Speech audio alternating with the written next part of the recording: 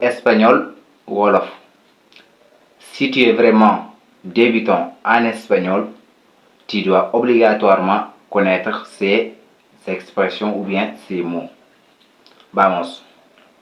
Hoy. Tey. Hoy voy al mercado.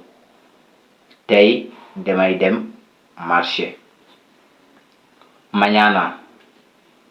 Suba. Mañana iré a Touba. Suba dinaa dem Touba. Ayer.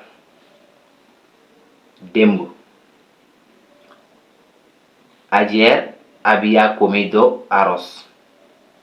Démb lekkoon na ceeb. La noche. Guddi. El día. Bëccëg. Mediodía. Njolloor. Por la tarde.